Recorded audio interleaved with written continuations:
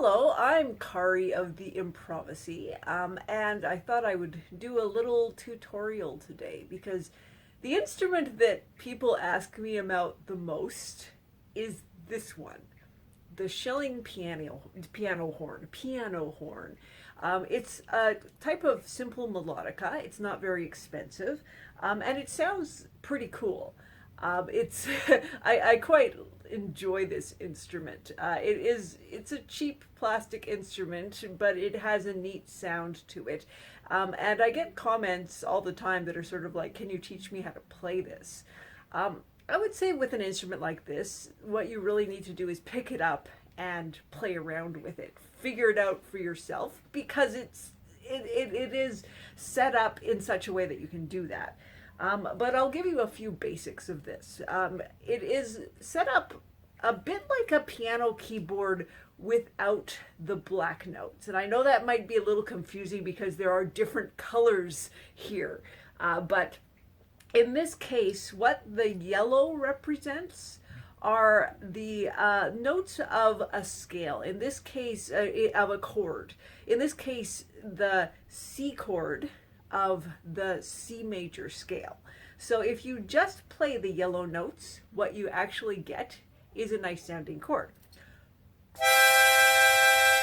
And if I had more fingers, I could play more of the yellow notes together. I can get 4 of them in there. I can't quite reach up there with my 5th finger, but as you can see, they're all actually nice sounding together. And that's because this is set up just the C major scale, no accidentals, no sharps or flats.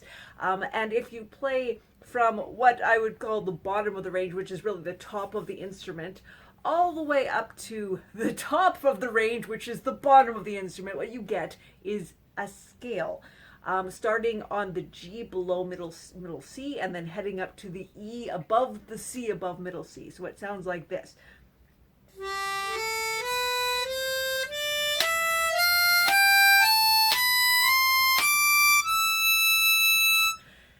Now, right in the middle of this, you actually have the C major scale, which is 8 notes. It goes from this yellow bit to this yellow bit here.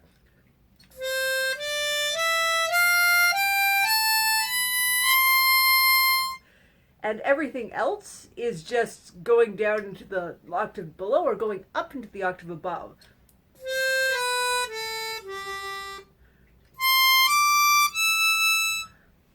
So if you want to start with this, I would start with those middle notes. Starting with that second yellow one from the top, which is actually, again, it goes from lowest to highest, which might be a little bit confusing for people, but here we are with the middle C, and then going all the way up to the second yellow from the bottom, or the highest C. That is in fact the same note, it's just an octave up. Everything in the middle there, you can kind of play with that, and you can make songs.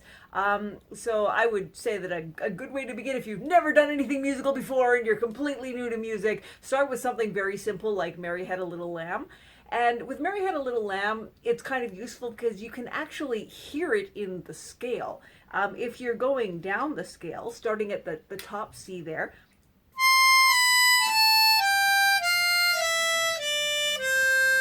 those last 3 notes you played are the beginning of Mary Had a Little Lamb.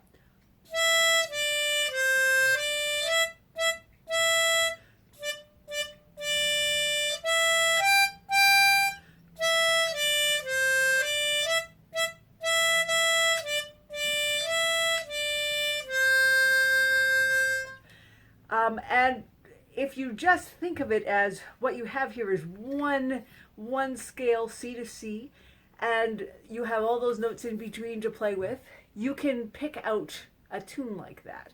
Find Mary Had a Little Lamb in the middle of your piano horn. And you'll be able to find other songs that will be familiar, like Twinkle Twinkle Little Star or Row Row Row Your Boat.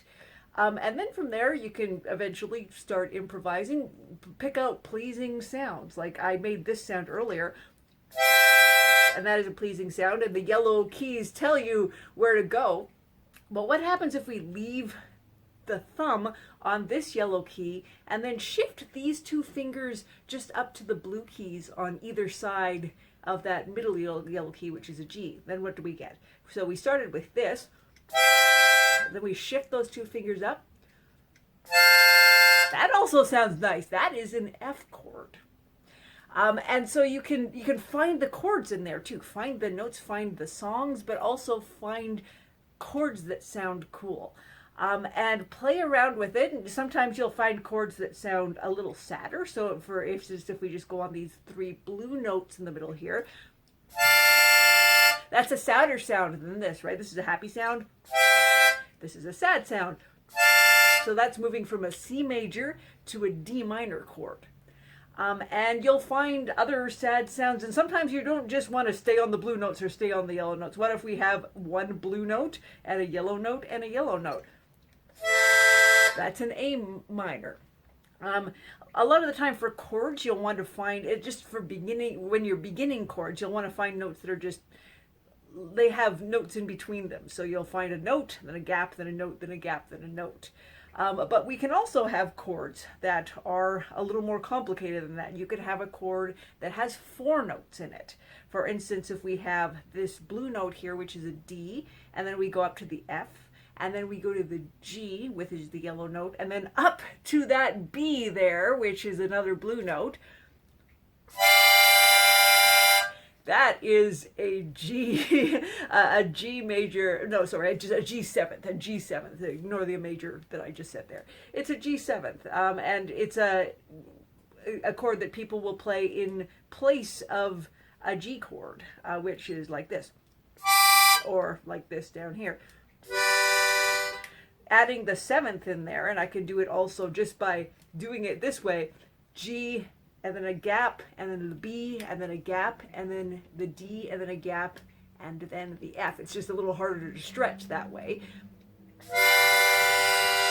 It adds an interesting sound to it, doesn't it? So play around with it. If you're like, well, how do I start the piano horn? I don't know. You just have to play with it. It is a musical toy, and it's meant to be played with. Play with it until you find some nice sounds, and then see what happens if you add other nice sounds to them. And you will come up with something very cool. I trust that you will. It is a very fun instrument, and I kind of love it a lot. So have as much fun with it as you can. If you are starting on the Schylling piano horn, just go for it. So that was my little tutorial for today. Thank you for watching and listening. Yes, I have an auto harp sitting beside me. It is not like the Schylling piano horn. It has buttons and lots of strings, 36 strings. So we'll maybe do that some other time. Have a good whatever time it is you're in right now. Who knows? You could be seeing this deep in the future. And I'll see you some other time when I do a tutorial or, one of my daily improvs. Goodbye.